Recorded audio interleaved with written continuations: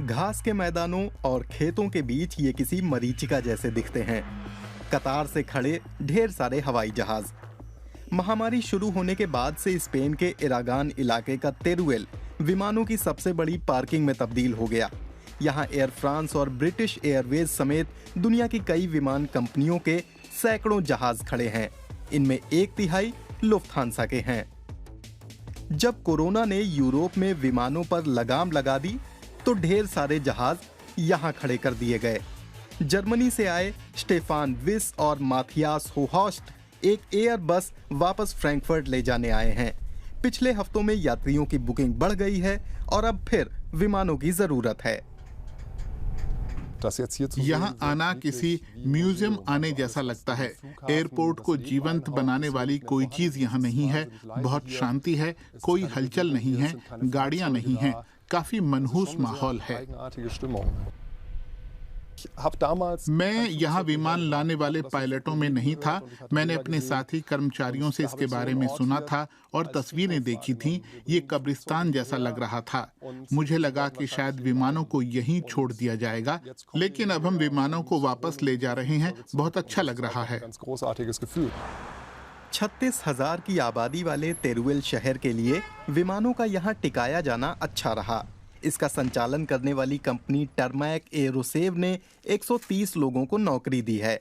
इस कंपनी का एक हिस्सा एयरबस के स्वामित्व वाला है। इन लोगों की नौकरियां सुरक्षित मानी जाती हैं और यहाँ और लोगों की ज़रूरत है। यहाँ खड़े किए गए ज़्यादातर विमानों को हफ्ते में देखभाल की ज़रूरत होती है ताकि पता रहे कि इंजन और पहिए काम कर रहे हैं। वैसे महामारी खत्म होने के बाद भी बहुत सारे काम बने रहने की संभावना है। अगले 20 सालों में 15,000 विमानों को सेवा से बाहर करने की ज़रूरत होगी, क्योंकि या तो वे बहुत पुराने हो गए हैं या उनसे मुनाफा नहीं निकलता है। वैसे तो ये कॉम्प्लेक्स 3 वर्ग किलोमीटर से भी बड़ा है, लेकिन ये भी छोटा पड़ने लगा है। यहीं पर विमान खड़े करने की नई जगहें बनाई जा रही हैं।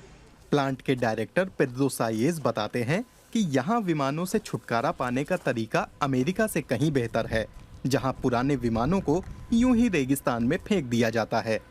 यहाँ ध्यान देने वाली बात यह है कि रिसाइकलिंग प्रोसेस में भी हम एयरक्राफ्ट के वजन का 94% से ज्यादा सामान रिकवर कर लेते हैं। हम हार्वेस्ट लिस्ट से शुरुआत करते हैं, जिसके तहत कीमती पुर्जे या मालिक की दिलचस्पी की चीजें निकालते हैं। रिसाइकिल होने के बाद इन्हें फुटकर पुर्जों के तौर पर विमानों में फिर से इस्तेमाल किया जा सकता है। तो इस हार्वेस्ट लिस्ट में 1,500 से 2,000 पुर्जे हैं, जिन्हें निकाल लिया जाता है। अब पायलट विमान में चढ़ने जा रहे हैं। इनकी उड़ान की तैयारियां किसी आम विमान की उड़ान की तैयारी से कहीं पेचीदा हैं।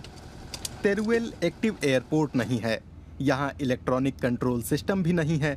पायलटों को उड़ान भरने के लिए नक्शे इस्तेमाल करने होंगे और विमान संभालने के लिए अपनी ही डिवाइसेस के भरोसे रहना होगा।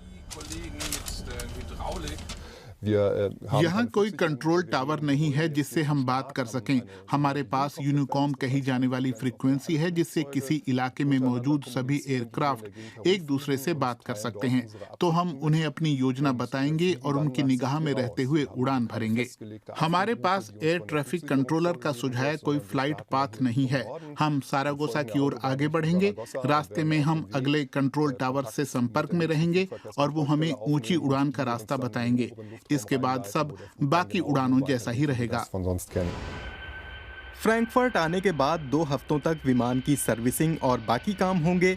इसके बाद ये विमान फिर से अमेरिका, अफ्रीका और एशिया की सैर करने के लिए तैयार हो जाएगा।